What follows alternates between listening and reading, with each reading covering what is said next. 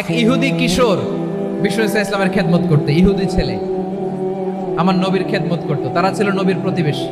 তো অনেকদিন হয় ইহুদি ছেলেটা আসে না। বিষ্ণুনবী খোঁজ দিলেন, ঘটনা কি? একটা ইহুদি ছেলে না আমার খেদমতে আসতো, ছেলেটা কই? খোঁজ নিয়ে জানলেন ছেলেটা অসুস্থ।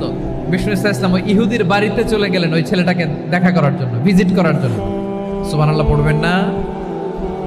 গেলেন, যে দেখে ইহুদি ছেলেটা মুমূর্ষ, জান জান যায় যায় ভাব, বিছানায় পড়ে আছে, তার বাবা দাঁড়ানো। বিশ্বনবী তার মাথার পাশে বসলেন, মাথায় হাত বুলিয়ে দিলেন, আর ছেলেটাকে বললেন, আসলিম, হে ইহুদি ছেলে, আসলিম, ইসলাম ধর্ম গ্রহণ করো। তো ছোট্ট ছেলে ভাবে আমরা ইহুদি, এখন ইসলাম ধর্ম গ্রহণ করলে আব্বা যদি বকা দেয়। ফানাযারা ইলা ওয়াজহি আবি, ছেলেটা তার বাবার চেহারার দিকে তাকালো, দেখে আব্বা কি কয়। আব্বা যদি বলে তাইলে ইসলাম ধর্ম গ্রহণ করো। ইহুদি ছেলেটা তার বাবার দিকে যখন তাকালো, ওর বাবা বলে, আতি আবুল কাসিম, আবুল কাসিম যা বলে তাই করো। আবুল কাসিম হচ্ছে বিষ্ণু ইসলামের একটা কুনিয়াত, উপনাম। আমার রাসূলের বড় ছেলের নাম ছিল কাসেম। যেমন দেখবেন আমাদের এলাকায় কারো ছেলের বড় ছেলের নাম যদি হয় আব্দুল্লাহ, এরা আব্দুল্লাহর বাপ বলে ডাকে। কারো বড় মেয়ের নাম যদি হয় ফাতেমা, এরা কি ডাকে? ফাতেমার বাপ বলে না? তো বিষ্ণু ইসলামের বড় ছেলের নাম ছিল কাসেম। ইহুদি বাবা বলল, আতি আবুল কাসেম, আবুল কাসেম যা বলে তাই শোনো, মানে মোহাম্মদ যা বলে তাই শোনো। এই কথা শুনে ছেলে সাহস পাইছে, ছেলে আবার পড়তে আরম্ভ করলো, আশহাদু আল্লাহ ইলাহা ইল্লাল্লাহ ওয়া আশহাদু আন্না মুহাম্মাদার রাসূলুল্লাহ, পড়েন আল্লাহু আকবার। বিশ্বনবীর আহ্বান শুনে, ওই আহ্বানে সাড়া দিয়ে ইহুদি ছেলে শাহাদা পড়ে মুসলমান হয়ে গেল। তার হৃদয়টারে ঈমানের নূর দিয়ে আলোকিত করে দিল কে?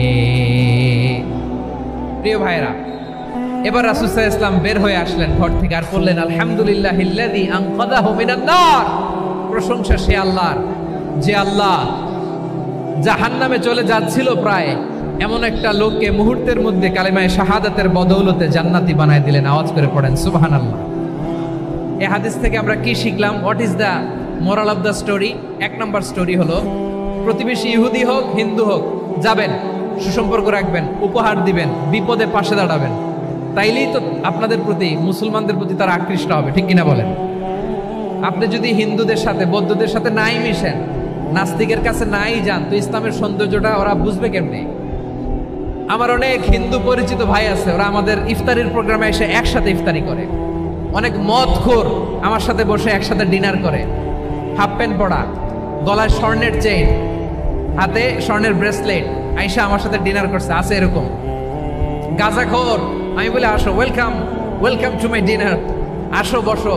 বসলেই তো আমি ওর ডিএনএ, চিন্তার ডিএনএ চেঞ্জ করে দেওয়ার সুযোগ পাবো। চিল্লায় বলো ঠিক কিনা? আসতে হবে আমার কাছে। Our door is open, the door of Islam is open 24/7। সব সময় আমাদের ইসলামের দরজা আমার অমুসলিম ভাইদের জন্য খোলা আছে না নাই? এই হাদিস থেকে দুইটা শিক্ষা। এক নম্বর শিক্ষা, প্রতিবেশী মুসলিম হোক অমুসলিম হোক, যান, অসুস্থ হইলে একটু আপেল নিয়ে যান, আঙ্গুর নিয়ে যান, কমলা নিয়ে যান, তাদের সাথে ভালো আচরণ করেন। ইসলামের বিউটি দেখে, সৌন্দর্য দেখে অবাক হবে, নসিব ভালো হলে কোনোদিন কালিমা পড়ে মুসলমান হয়ে যাবে, ঠিক কিনা বলেন? তাহলে অমুসলিমের সাথে ভালো সম্পর্ক। বিশ্বনবী ইহুদির বাড়িতে গেলেন, ইহুদির বাড়ি, আর আমার মুসলমান ভাই আমার কাফের বলে, এরকম আছে না নাই? মুসলিম মুসলিমরা দেখতে পারে না, সহ্য করতে পারে। বিশ্বনবী সাল্লাল্লাহু আলাইহি ওয়াসাল্লাম ইহুদির বাড়িতে গেলেন, এটা একটা শিক্ষা। আরেকটা শিক্ষা হলো, ভাইরা, ধাক্কা মারে এসে সামনে এসে কি লাভ? প্রোগ্রাম তো শেষ হচ্ছে, এখনই শেষ হচ্ছে। তো এই যে আমাদের বকশি ভাই ওয়াদা নিল, হাত তোলালো, মিম বলে এত কথা বললো, তো আমি জেলায় জেলায় যে খালি হাত নাড়াই তোমাদের জন্য নাকি? হ্যাঁ, হাত নাড়াই শুধু। এই ধাক্কাইতে ধাক্কাইতে এদিকে এসে হাত নাড়াইতেছে, হয়েছে তো, দেখলাম তো, ঠিক আছে, মাশাআল্লাহ, অনেক সুশৃঙ্খল, অন্যান্য যে কোনো জেলার জন্য সুশৃঙ্খল। আমার দিকে তাকাও, আমার দিকে তাকাও, ঠিক আছে। এই যে দাঁড়িয়ে আছে, একটা ছেলে নড়ে না, দেখছেন? মাশাআল্লাহ, মাশাআল্লাহ, মাশাআল্লাহ। হ্যাঁ, এইভাবেই। আর কয়েকটা মজাদার কথা আছে, শোনো।